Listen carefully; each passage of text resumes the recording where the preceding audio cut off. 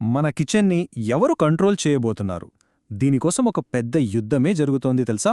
ఒకవైపు చూస్తే ఏనుగులా నెమ్మదిగా కాని చాలా బలంగా అడుగులు వేసే ఓ దిగ్గజముంది. మరోవైపు చిరుతపులిలా వేగంగా దూసుకొస్తున్న కొత్త పోటీదారులున్నారు. ఇది కేవలం బిజినెస్ కాంపిటీషన్ కాదు, ఇదొక యుద్ధం. మరిందులో గెలిచేదెవరు? ఒక్కసారి ఆలోచించండి, మన అలవాట్లు ఎంత ఫాస్ట్గా మారిపోయాయో కదా. కొన్నేళ్ల క్రితం కిరాణా సరుకులు కావాలంటే ఆర్డర్ ఇచ్చి వారం రోజులు వెయిట్ చేసేవాళ్లం. అది చాలా నార్మల్. కాని ఇప్పుడు ఆర్డర్ పెట్టి 11 నిమిషాలు దాటితేనే అబ్బా ఇంకా రాలేదేంటి అని చిరాకు పడతాం. సరే, మనకైతే బోలెడంత టైం సేవ్ అవుతోంది, మంచిదే. కానీ ఈ గేమ్లో అసలు డబ్బులు సంపాదిస్తోంది ఎవరు? అవును, ఇక్కడ పాయింట్ రెండు కంపెనీల మధ్య పోటీ కాదు, ఇది రెండు కంప్లీట్గా వేర్వేరు ఐడియాలజీల మధ్య ఫైట్ అనమాట. రెండు విభిన్నమైన వ్యాపార తత్వాలు మన కిచెన్పై కంట్రోల్ కోసం పోరాడుతున్నాయి. సరే, అయితే మొదటగా ఈ యుద్ధంలో మొదటి ప్లేయర్ని చూద్దాం. ఈయనే ది స్లో జాయింట్, అంటే నిదానంగా కదిలే ఆ దిగ్గజం. దాని కోట ఎంత పటిష్టంగా ఉందో చూద్దాం. ఆ దిగ్గజమెవరో కాదు, మనందరికీ తెలిసిన డీమార్ట్. విలువ, తక్కువ ధరలు, ఈ రెండు విషయాల్లో డీమార్ట్కి తిరుగులేదు. వాళ్లే కింగ్. వీళ్ళకి హడావుడి అస్సలుండదు. చెస్ గేమ్లోలాగా చాలా నెమ్మదిగా, చాలా జాగ్రత్తగా ఒక్కో అడుగు వేసుకుంటూ తమ సామ్రాజ్యాన్ని కట్టుకున్నారు. మరి డీమార్ట్ సక్సెస్ వెనుక ఉన్న సీక్రెట్ ఏంటి? వాళ్ల ఫార్ములా ఏంటి? అదంతా ఒక్క కాన్సెప్ట్లోనే ఉంది. ఈడిఎల్సి, ఈడిఎల్పి అంటే ఎవ్రీడే లో కాస్ట్, ఎవ్రీడే లో ప్రైజ్. ప్రతిరోజు తక్కువ ఖర్చుతో నడపాలి, ప్రతిరోజు తక్కువ ధరకి అమ్మాలి. ఇక్కడ పెద్ద పెద్ద ఆఫర్లు, డిస్కౌంట్ సేల్స్ లాంటి జిమ్మిక్కులు ఏమీ ఉండవు. ఒకే ఒక్క సింపుల్ ప్రామిస్: ఎప్పుడొచ్చినా సరే మార్కెట్లో మాదే బెస్ట్ ప్రైస్. అసలు ఇంత తక్కువ ధరలకి ఎలా అమ్మగలుగుతున్నారు? ఇదేమీ మ్యాజిక్ కాదు, పక్కా ప్లానింగ్.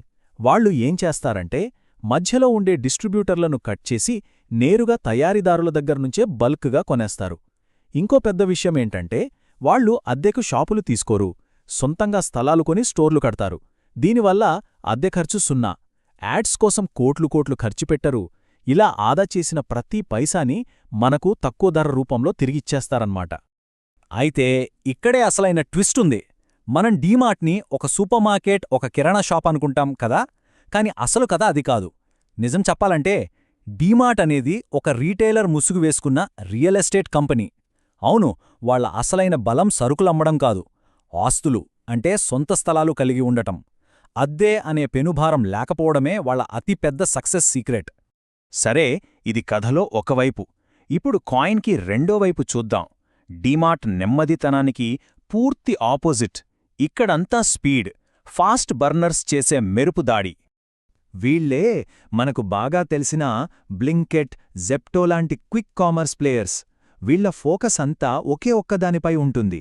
అదే వేగం, స్పీడ్. ధర కాదు, క్వాలిటీ కాదు, ఇంకేది కాదు. వీళ్ల ఏకైక మంత్రం స్పీడ్, స్పీడ్, స్పీడ్. మరి వాళ్ల స్పీడ్కి కారణమేంటి? ఈ డార్క్ స్టోర్స్ అన్నమాట. ఇవి మనం చూసే షాప్లా ఉండవు, పబ్లిక్కి ఎంట్రీ ఉండదు. ఇవి చిన్న చిన్న లోకల్ వేర్హౌజులు. వీటి పని ఒకటే: యాప్లో ఆర్డర్ రాగానే 2 నిమిషాల్లో సామాన్లు ప్యాక్ చేసి డెలివరీ బాయ్కి ఇవ్వడం. అంతే, సింపుల్.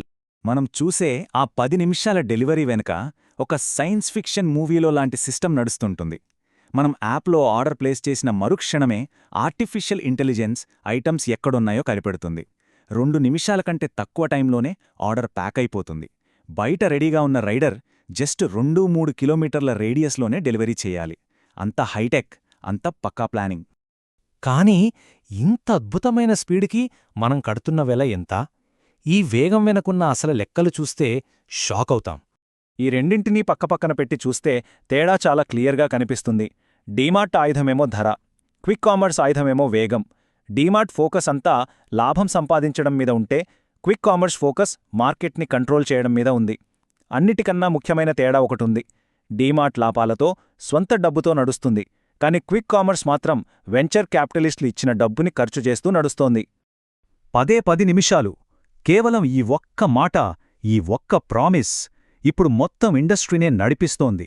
కస్టమర్లను ఆకట్టుకోవడానికి వీలు ప్రయోగిస్తున్న బ్రహ్మాస్త్రం ఇదే. ఇక్కడే మన మైండ్లో ఒక పెద్ద క్వశ్చన్ వస్తుంది. ఈ 10 నిమిషాల డెలివరీ మోడల్ నిజంగా లాభదాయకమా?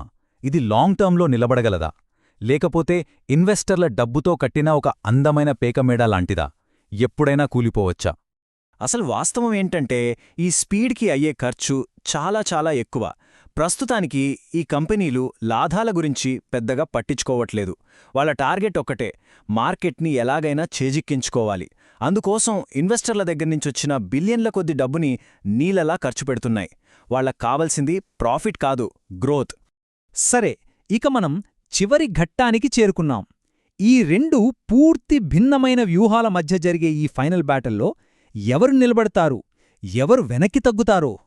చివరికి ఈ యుద్ధం మొత్తం రెండు ఆప్షన్ల మధ్య తేలనుంది. ఒకవైపు లాభాలతో కట్టుకున్న పటిష్టమైన కోట డీమార్ట్, మరోవైపు సౌలభ్యమనే పేరుతో చేసే మెరుపుదాడి క్విక్ క్యామర్స్. స్టెబిలిటీ వర్సెస్ స్పీడ్ అన్నమాట. అయితే ఈ యుద్ధంలో విజేతను నిర్ణయించేది ఎవరు? వాళ్ళో వీళ్ళో కాదు, మనమే, కస్టమర్లే. మనం దేన్నెంచుకుంటాం? అందరికన్నా తక్కువ ధర కావాలా, లేక అందరికన్నా వేగవంతమైన డెలివరీ కావాలా? మనమిచ్చే సమాధానమే ఇండియాలో రీటైల్ భవిష్యత్తు ఎలా ఉండబోతోందో నిర్ణయిస్తుంది.